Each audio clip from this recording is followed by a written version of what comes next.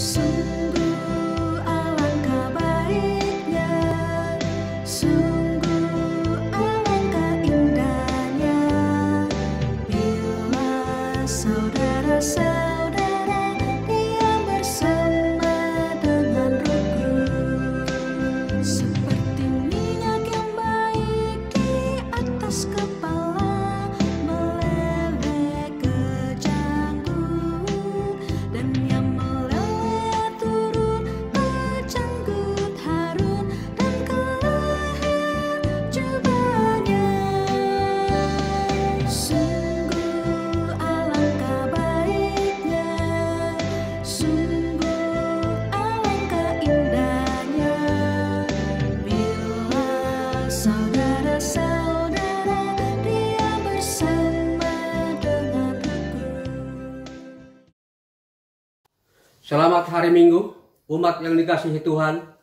Kiranya damai sejahtera Kristus senantiasa berdiam dalam hati kita, di tengah keprihatinan yang kita alami bersama dalam situasi pandemi saat ini.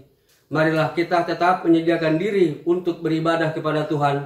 Dengan hati yang terbuka pada jamahan kasih Tuhan, kita datang kepadanya dengan menyanyikan lagu pujian, indahnya saat yang teduh.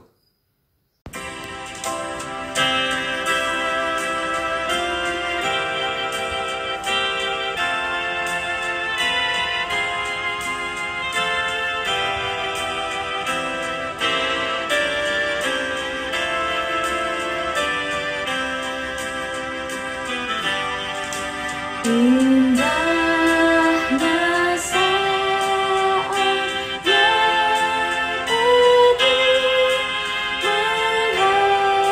menghadap tahta Bapa-Ku, tunaikan doa padanya,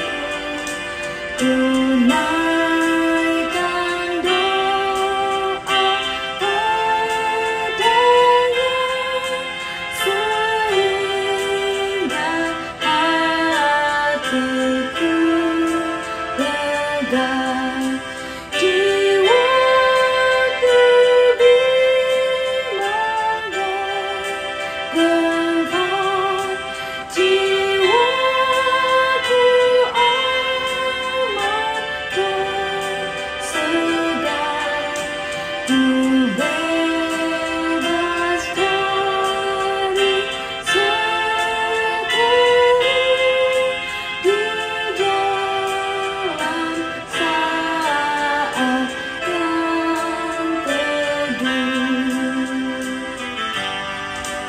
Indahnya saat yang teduh, dengan bahagia penuh, betapa rindu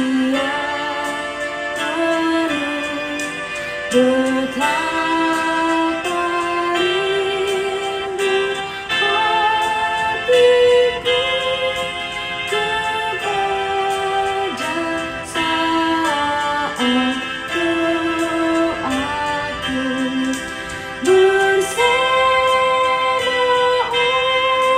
orang yang kudus.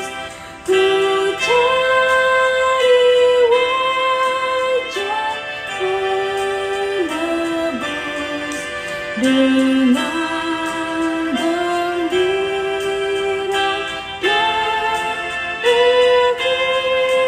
ku nanti saat yang teduh.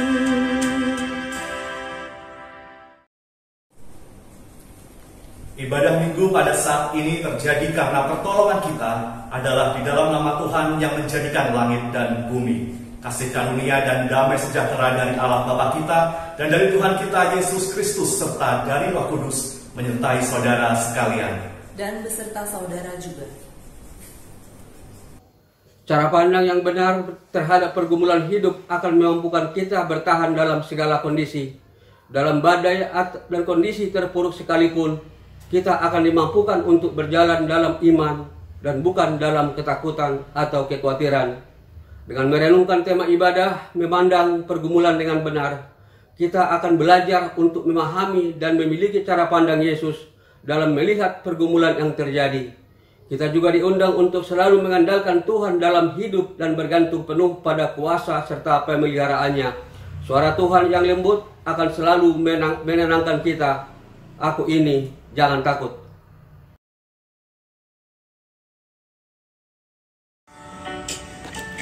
Serahkan pada Tuhan seluruh jalanmu. Khawatirmu semua ditanggungnya penuh. Sedangkan angin lalu dituntun tangannya. Pun jangan di depanmu, Tuhan mengaturnya. Tetap senantiasa percayalah teguh. Tak mungkin kau binasa di pergumulanmu. Tuhanmu mengalihkan yang paling susah pun menjadi kebajikan di jalan hidupmu.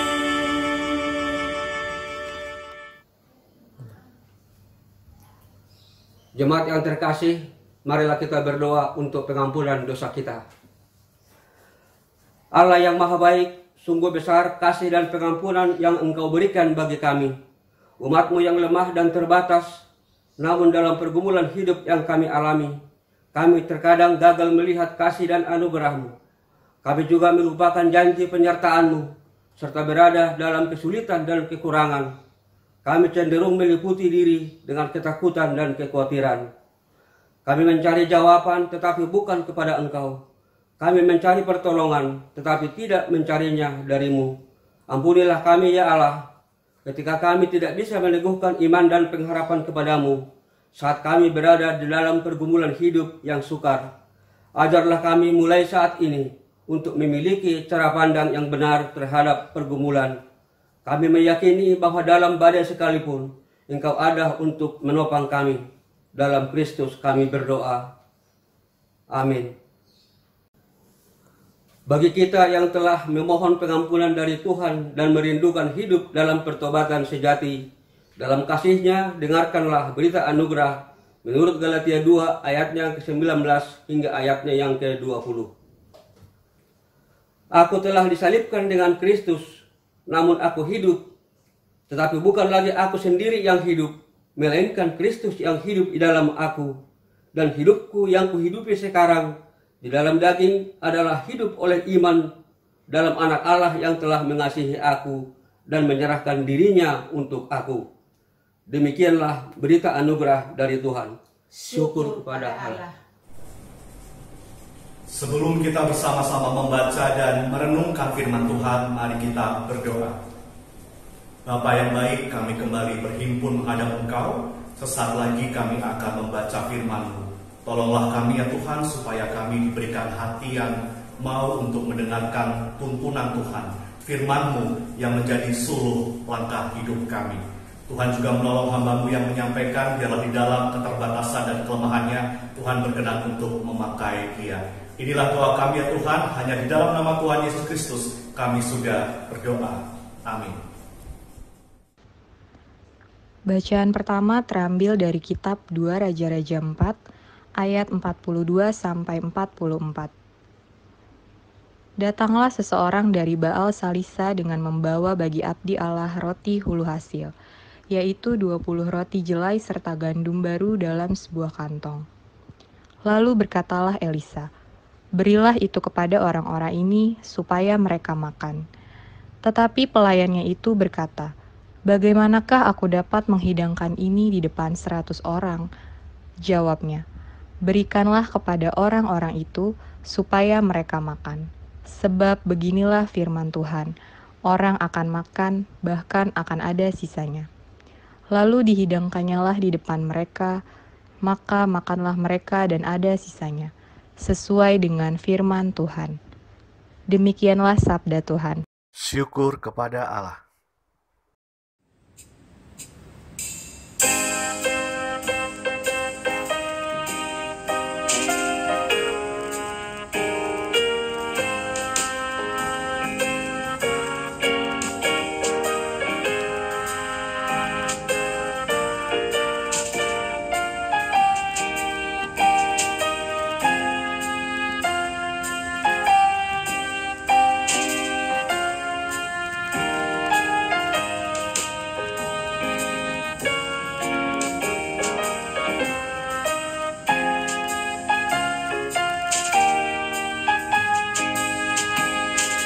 Mata sekalian orang menantikan Engkau, dan Kau pun memberi mereka makanan pada waktunya. Engkau yang membuka tangan-Mu, yang berkenan mengenyangkan segala yang hidup, segala yang Kau jadikan, kan bersyukur padamu ya Tuhan. Mereka yang Kau kasihi akan memuji Engkau. Mereka akan mengumumkan kemuliaan kerajaan-Mu, kan bicarakan keperkasaan-Mu pada anak-anak manusia. Kerajaan-Mu adalah kerajaan segala abad, perkataan-Mu pun tetap lewat semua keturunan. Tuhan selalu setia dalam segala perkataannya, dan penuh dengan kasih setia dalam segala perbuatannya. Mata sekalian orang menantikan Engkau, dan Kau pun memberi mereka makanan pada waktunya. Engkau yang membuka tangan-Mu, yang berkenan mengenyangkan segala yang hidup. Tuhan itu penopang bagi semua orang yang jatuh, penegak bagi semua orang yang tertunduk. Tuhan itu sungguh adil di dalam segala jalannya, dan penuh kasih setia dalam segala perbuatannya. Tuhan dekat pada tiap orang yang berseru kepadanya, pada tiap orang yang berseru padanya di dalam kesetiaan.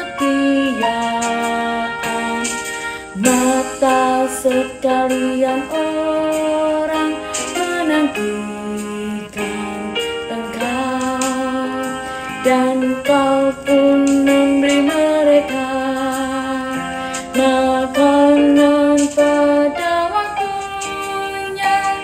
Engkau yang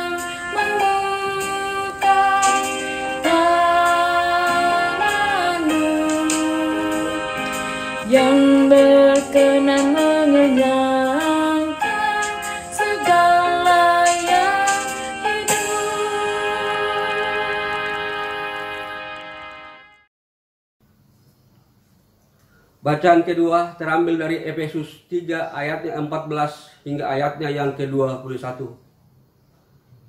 Itulah sebabnya aku sujud kepada Bapa, yang daripadanya semua turunan yang di dalam sorga dan di atas bumi menerima namanya. Aku berdoa supaya Ia menurut kekayaan kemuliaannya menguatkan dan meneguhkan kamu oleh rohnya yang di dalam batinmu, sehingga oleh imanmu Kristus diam di dalam hatimu, dan kamu berakar serta berdasar di dalam kasih. Aku berdoa supaya bersama-sama dengan segala orang kudus dapat memahami betapa lebarnya dan panjangnya dan tingginya dan dalamnya kasih Kristus, dan dapat mengenal kasih itu sekalipun ia melampaui segala pengetahuan. Aku berdoa supaya kamu dipenuhi di dalam seluruh kepenuhan Allah.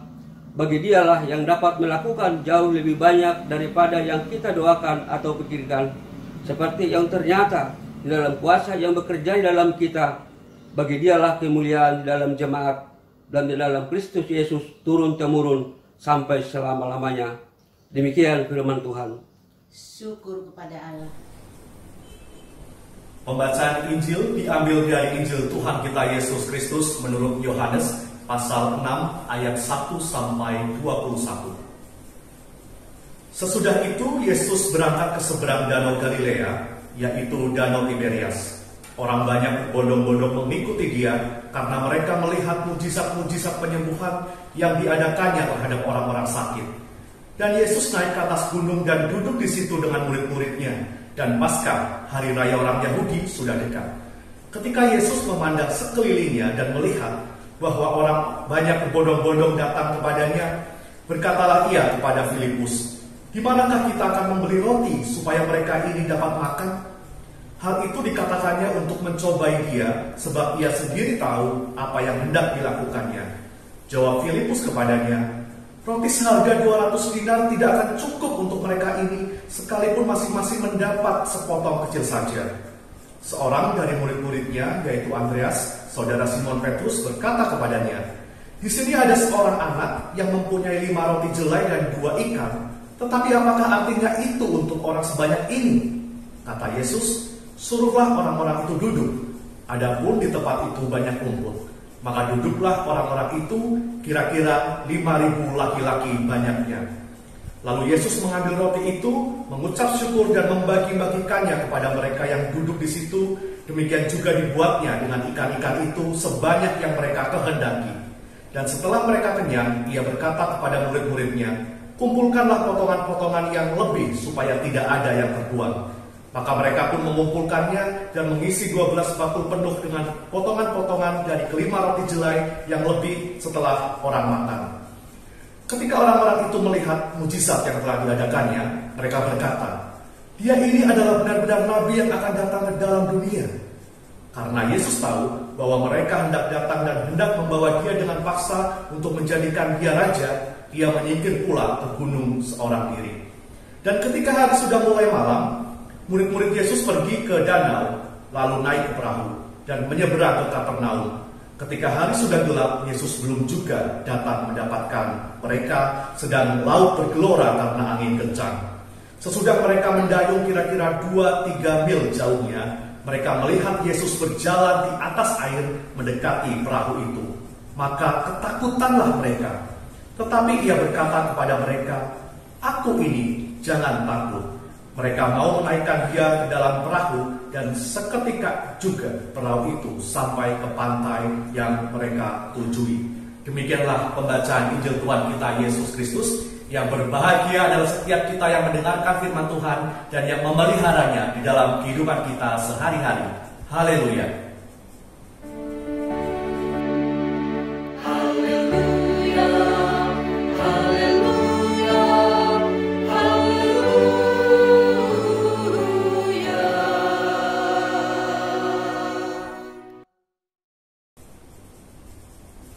Saudara-saudara yang dikasihi oleh Tuhan, mari kita memperhatikan bersama gambar berikut ini. Ada sebuah ilustrasi tentang terjadinya gelombang ombak yang tinggi sedang bergerak mendekati pantai. Kita melihat ada orang-orang di pinggir pantai yang merasakan panik dan takut tergulung ombak. Tetapi kita lihat juga ada orang yang memanfaatkan gelombang tinggi tersebut untuk bermain papan selancar. atau surfing dengan gembira. Dan yang menarik, ada orang yang sedang tiduran dengan tenang di atas ban karet di antara dua gelombang tinggi yang terjadi di ceruk di antara dua gelombang tersebut. Ilustrasi ini, saudara, mau menggambarkan bahwa rupanya di dalam satu peristiwa yang sama yang sedang terjadi, ternyata ada cara pandang dan cara merespon yang berbeda-beda terhadap peristiwa tersebut. Ada yang takut, dan ini adalah reaksi yang wajar dan umum. Ada juga yang memberanikan diri untuk menganggap gelombang itu sebagai sebuah tantangan yang bisa untuk ditaklukkan, dan ada yang memilih tenang untuk memikirkan apa yang harus dilakukan mungkin, atau untuk memilih menikmati dan berdamai dengan situasi yang sedang terjadi pada saat itu. Nah, kira-kira kita ada di posisi yang mana begitu ya? Saudara-saudara, demikian pula halnya dengan cara pandang kita atas pergumulan hidup. Ada yang melihat pergumulan sebagai sesuatu yang menyengsarakan atau membebani kita. Ya, ini cara pandang yang negatif atau kontra terhadap pergumulan, anti terhadap pergumulan. Sehingga kalau kita memiliki cara pandang yang sempit terhadap pergumulan seperti ini, kita cenderung mudah untuk berputus asa. Tapi ada juga orang yang melihat pergumulan sebagai musuh atau tantangan yang harus ditaklukkan. Dan ada juga orang yang melihat pergumulan sebagai bagian yang memang tidak pernah terpisahkan dari kehidupan kita yang rapuh dan rentang. Bahkan ada yang memilih untuk merangkulnya, memandangnya sebagai sarana untuk bertumbuh, bertahan, dan berjuang. Lalu bagaimana cara orang Kristen di dalam memandang sebuah pergumulan? Tentu undangan bagi kita adalah untuk memandang pergumulan dengan benar seperti cara pandang Tuhan Yesus di dalam melihat pergumulan yang terjadi. Bagaimana cara Tuhan Yesus memandang pergumulan? Mari kita melihat bacaan leksionari kita. Bacaan Injil mengungkapkan bahwa pelayanan Tuhan Yesus bersama dengan murid-muridnya semakin menarik perhatian banyak orang. Mereka tertarik dengan berita mengenai Tuhan Yesus yang banyak melakukan tindakan penyembuhan kepada orang-orang sakit. Ada yang sekedar penasaran. Ada juga orang-orang yang memang benar-benar ingin tahu bagaimana pengajaran Tuhan Yesus, sehingga kemanapun Tuhan Yesus pergi, selalu ada orang yang berbondong-bondong untuk mengikuti dia. Nah, bacaan Injil kita mengisahkan bahwa di dalam situasi diikuti oleh banyak orang tersebut, Yesus naik ke atas gunung dan duduk di situ bersama dengan murid-muridnya. Biasanya dengan naik ke gunung, berarti Yesus membutuhkan waktu untuk menenangkan diri, untuk beristirahat, untuk berdoa, dan untuk merecharge diri. Dan baru ketika turun gunung atau di tanah datar, Tuhan Yesus biasanya melakukan pelayanan kasih-Nya. Nah, di tengah momen inilah, di atas gunung, Tuhan Yesus melihat betapa banyaknya orang yang mengikuti Dia. Seketika, Tuhan Yesus melihat bahwa ada sesuatu yang sedang dibutuhkan oleh orang banyak pada saat itu juga. Apa itu, saudara? Makanan. Ya, ada persoalan yang harus diatasi, yaitu soal memberi makan sekian banyak orang yang mengelilingi Tuhan Yesus. Dengan demikian sesungguhnya berarti Tuhan Yesus sedang menunjukkan kepekaannya terhadap kebutuhan jasmani orang banyak pada waktu itu. Lalu Yesus bertanya kepada salah seorang muridnya, yaitu Filipus, "Di manakah kita akan membeli roti supaya mereka ini dapat makan?" Hal ini ditanyakan Yesus untuk mencobai Filipus, sebab tentunya Tuhan Yesus tahu apa yang harus ia lakukan. Yesus ingin mengetahui bagaimana cara pandang Filipus atas persoalan yang sedang terjadi, dan apakah cara pandang Filipus sesuai dengan cara pandang Yesus. Ternyata tidak. Sebagaimana terlihat dari jawaban Filipus di ayat 7, dia mengatakan, "Roti seharga 200 dinar tidak akan cukup untuk mereka ini, sekalipun masing-masing mendapatkan sepotong kecil saja." 1 dinar, saudara-saudara, adalah upah harian pekerja di dalam satu hari. Anggaplah upah satu hari di dalam kurs rupiah saat ini 100.000 misalkan. Berarti 200 dinar sama dengan 20 juta rupiah. Jadi Filipus mau mengatakan, roti seharga total 20 juta rupiah tidak akan cukup untuk mengenyangkan semua orang yang hadir di tempat ini. Dengan kata lain juga, saudara, Filipus mencoba untuk menunjukkan sebuah realitas dari cara pandang manusia pada umumnya. Orang yang datang itu begitu banyak, guru, tidak mungkin kita bisa memberi mereka makan sampai mereka kenyang semua. Tetapi rupanya cara pandang Filipus ternyata berbeda dengan cara pandang Yesus. Filipus berangkat dari perhitungan nominal atau perhitungan angka-angka yang dibutuhkan orang untuk memberi makan orang banyak pada saat itu. Sedangkan Tuhan Yesus berangkat dari belas kasih yang menggerakkan hatinya. Ketika Yesus hendak menggunakan waktu untuk menenangkan diri, untuk beristirahat, ia ternyata masih memikirkan kebutuhan orang banyak. Dan rupanya Filipus belum dapat melihat apa yang dilihat oleh gurunya. Bagi Filipus, secara ekonomis atau secara matematis, tidak ada peluang sama sekali untuk memenuhi kebutuhan perut orang banyak di sana. Lalu perhitungannya menghalangi Filipus untuk melihat siapa Yesus gurunya yang bisa bertindak melampaui pikiran manusia. Dan tidak hanya Filipus, seorang murid yang lain, Andreas, juga punya cara pandang yang berbeda dengan Tuhan Yesus. Andreas menemukan ada seorang anak dari antara ribuan orang yang hadir dan mempunyai 5 roti jelai dan 2 ikan. Sebenarnya saudara, Andreas ini terkesan lebih optimis. Paling tidak dia sudah berusaha untuk mencari dari apa yang dimiliki oleh orang-orang yang ada di sana pada waktu itu, atau apa yang ada di dekat mereka, meskipun mungkin sedikit dan sederhana.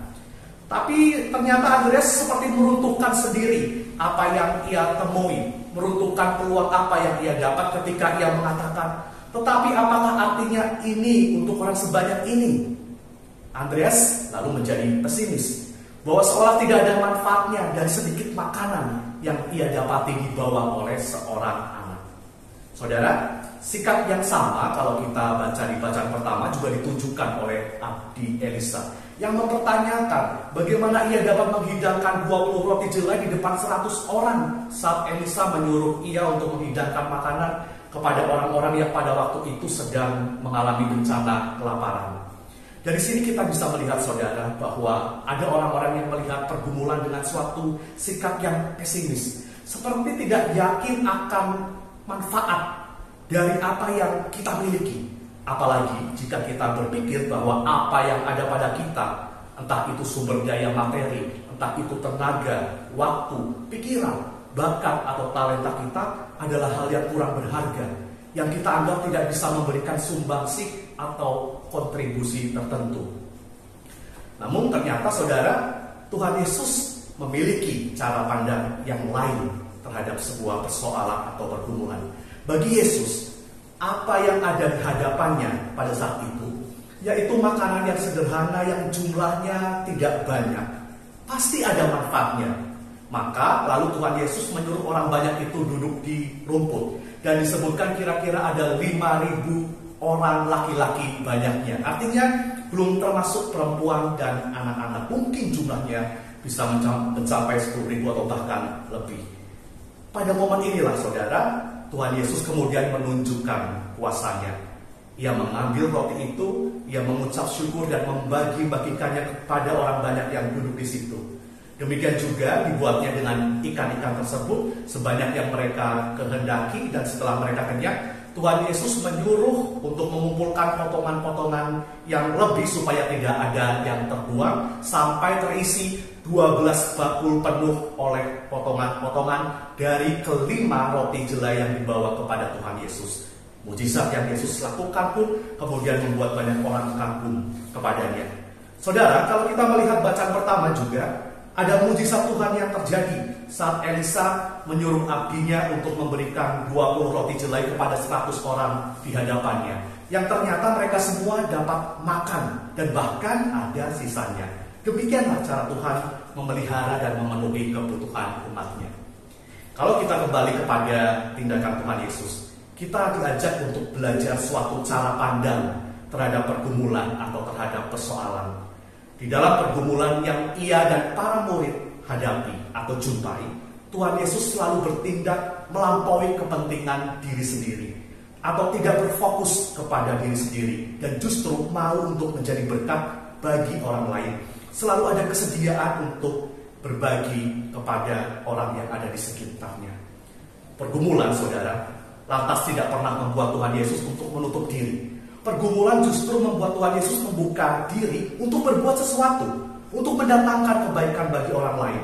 Dan di dalam menghadapi pergumulan, yang menarik kita dapati saudara, bahwa Tuhan Yesus selalu menjangkau Bapa, selalu berkomunikasi, berdoa, dan mengucap syukur kepada Bapaknya.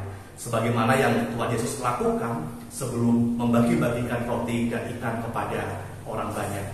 Saudara yang dikasihi oleh Tuhan, dari perenungan firman Tuhan hari ini dengan tema memandang pergumulan dengan benar, kita diajak untuk yang pertama memahami bahwa pergumulan adalah bagian yang tidak terpisahkan dari hidup kita.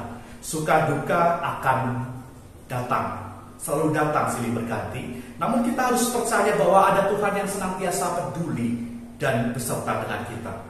Di dalam kisah Tuhan Yesus memberi makan 5.000 orang, kita mendapati bahwa Tuhan Yesus terlebih dahulu mengenali kebutuhan jasmani umatnya. Bahkan tidak hanya kebutuhan jasmani, melainkan juga kebutuhan akan rasa aman pun Tuhan berikan.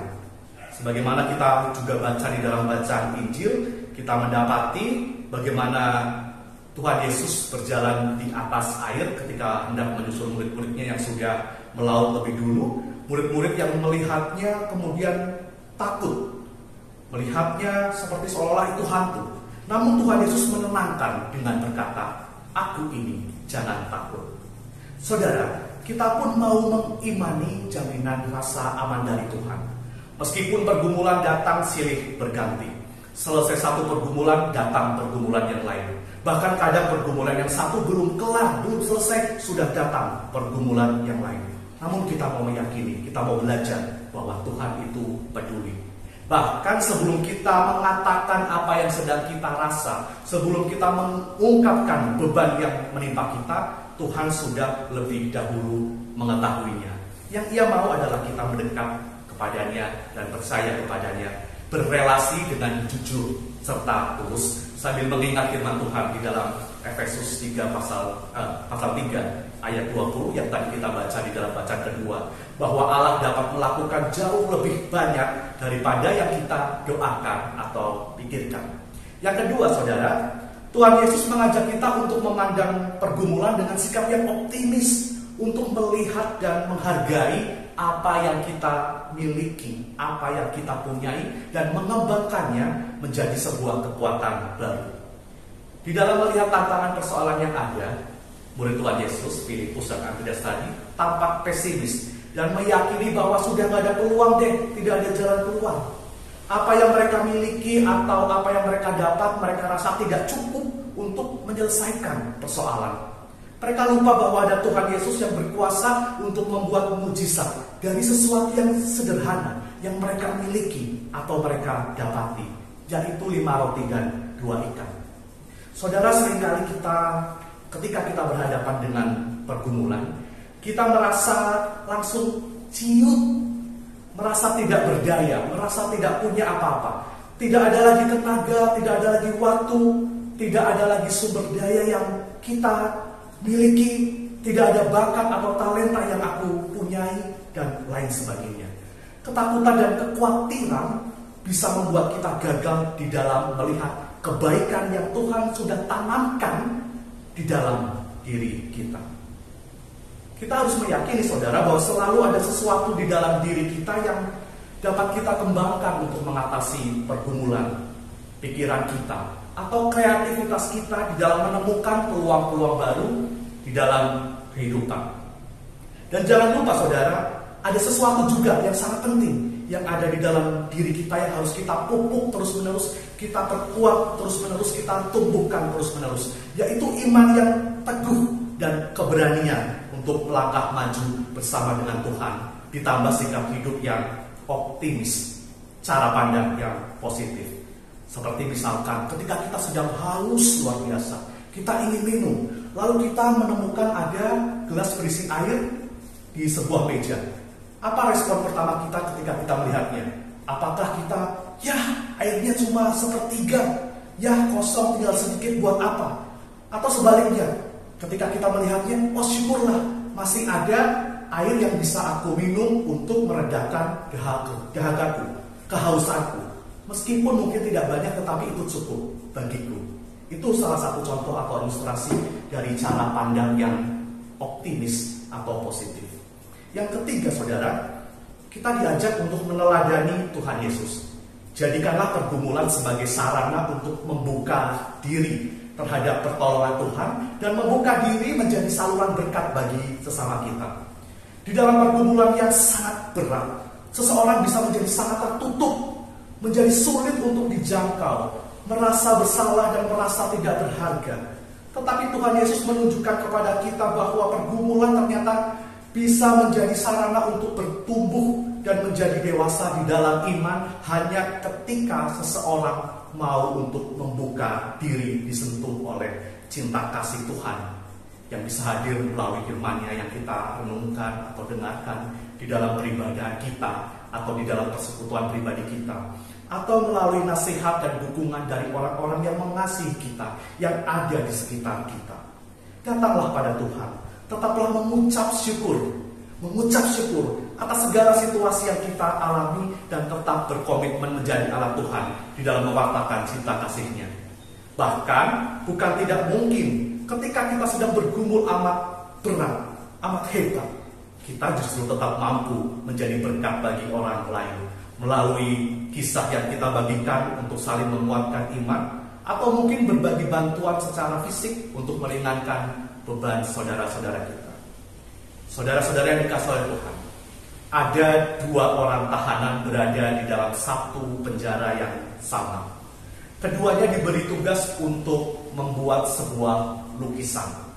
Mereka diberikan peralatan yang sama persis. Namun apa yang dilukis berasal dari cara pandang masing-masing tahanan tersebut. Yang seorang melukis sebuah jeruji besi hitam yang ada di hadapannya, yang menggambarkan terikatnya dia, terbelenggunya dia, keterkungkungan dia, terpenjaranya dia di dalam ruang yang sempit. Sesempit harapan yang saat itu sedang ia rasakan. Lalu seorang yang lain menggunakan cat lukisnya dengan warna yang lebih beragam, yang menggambarkan pemandangan indah dari balik jendela besi penjara yang menghadap keluar. Di dalam lukisan itu ia menuangkan harapannya bahwa suatu hari nanti dirinya akan bebas dan menghirup udara segar. Apa yang ia jalani ia yakini hanya sementara, dan setelah ia bebas dengan pertobatan, dengan semangat hidup yang baru, maka hidupnya akan menjadi jauh lebih berwarna. Di dalam ruang yang sama, dengan alat yang sama, 2 orang bisa memiliki cara pandang yang amat berbeda. Yang satu memandang pergumulan dengan sempit atau secara negatif, yang satu memandangnya dengan lebih luas, dengan perspektif yang lebih positif. Mari saudara, kita miliki cara pandang yang benar, cara pandang yang positif terhadap pergumulan, miliki cara pandang Kristus yang dengannya kita dapat terus dimampukan untuk bertahan dan berjuang menjalani hidup yang penuh dengan kejutan. Tuhan Yesus memberkati.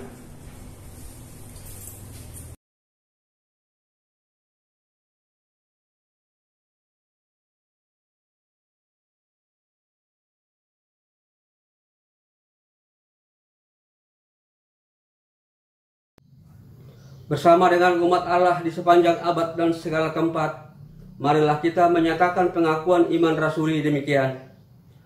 Aku percaya kepada Allah, Bapa yang Maha Kuasa, Khalik langit dan bumi, dan kepada Yesus Kristus, Anaknya yang tunggal Tuhan kita, yang dikandung dari Roh Kudus, lahir dari darah Maria, yang menderita sengsara di bawah pemerintahan Pontius Pilatus, disalibkan, mati dan dikuburkan, turun ke dalam kerajaan maut, pada hari yang ketiga bangkit pula dari antara orang mati, naik ke surga, duduk di sebelah kanan Allah, Bapa yang Maha Kuasa, dan dari sana ia akan datang untuk menghakimi orang yang hidup dan yang mati.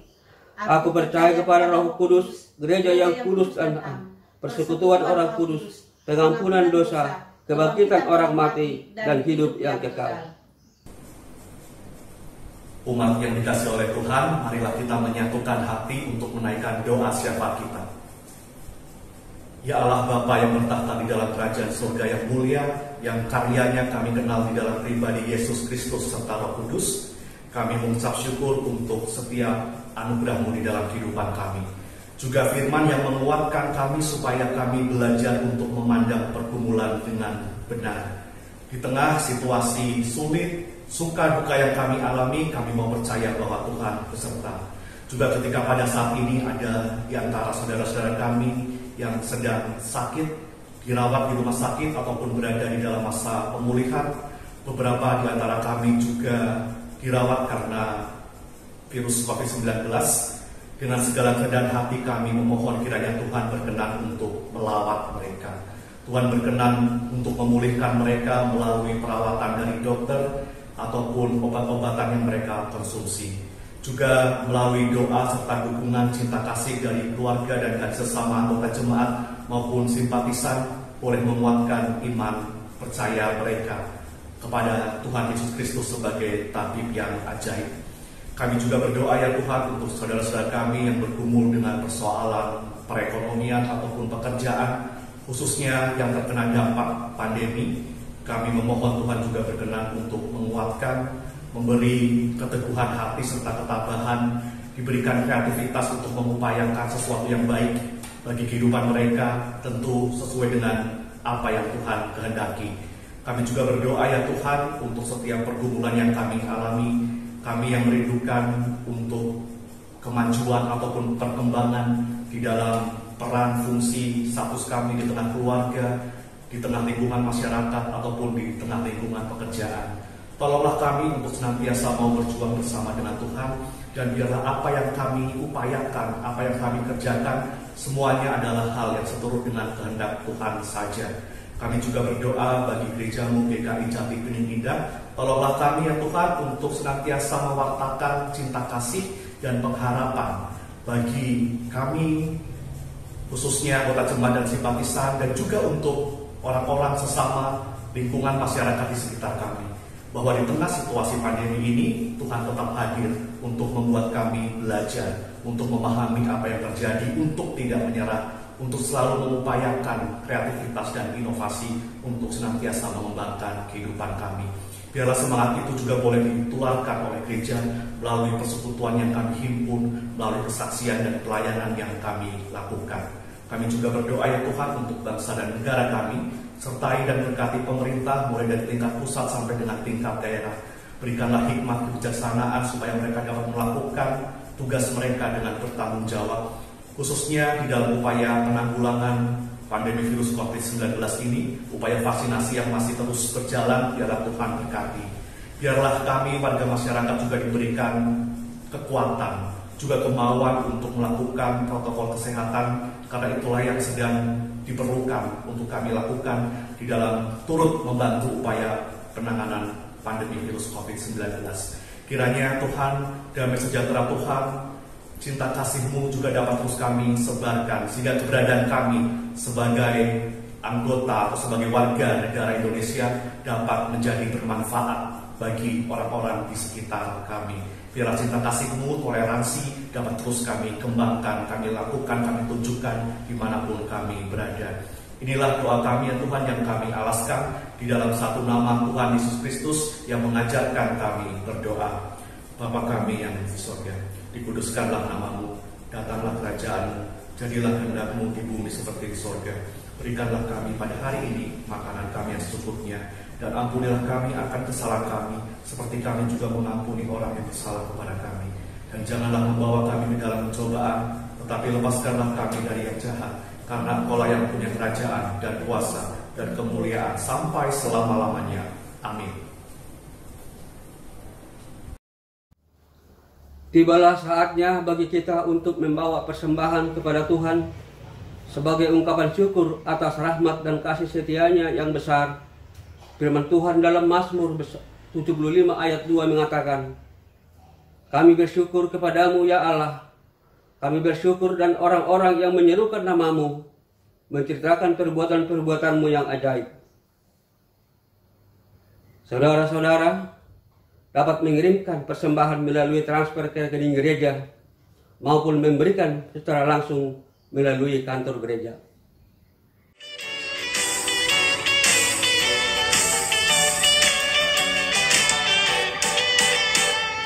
Bila terbatas melanda hidupku, bila putus asa dan letih lesu, berkat Tuhan satu-satunya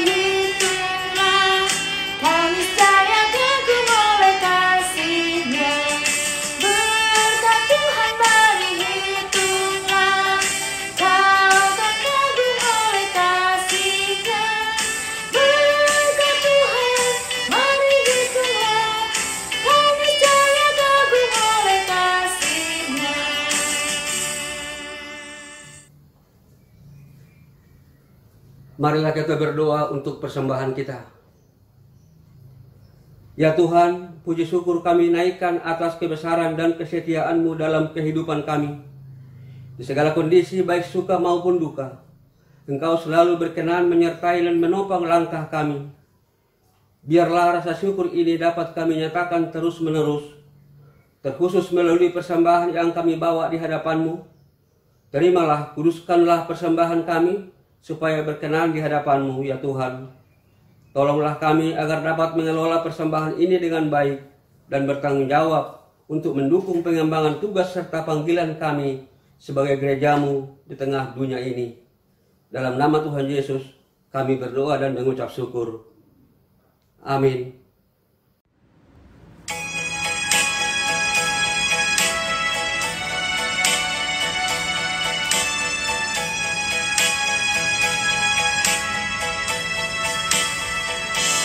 Berserah kepada Allahku, di darat pun di laut menderu, tiap detik tak berhenti. Bapa surgawi terus menjagaku. Ku tahu benar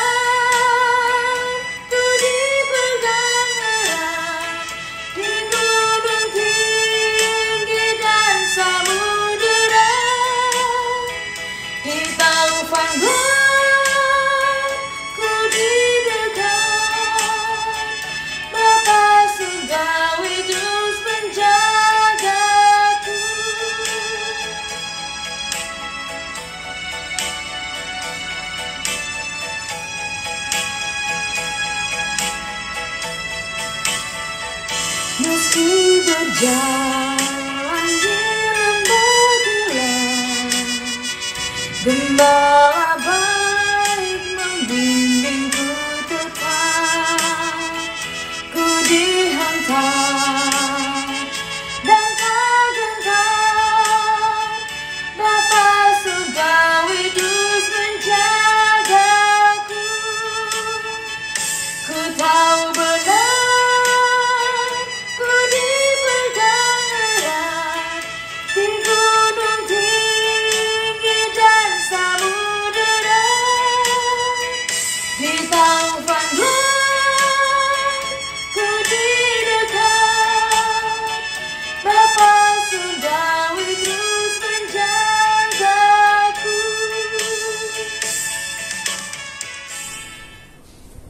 umat yang dikasih oleh Tuhan, marilah kita melanjutkan hidup dengan iman percaya yang teguh bahwa Tuhan senantiasa menyertai kita.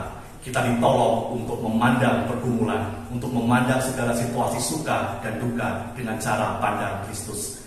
Mari kita undur dari ibadah kita dan bersama-sama menerima berkat dari Tuhan. Tuhan memberkati kita dan melindungi kita. Tuhan menyinari kita dengan wajah-Nya dan memberi kita kasih karunia. Tuhan menghadapkan wajah-Nya kepada kita dan memberi kita damai sejahtera.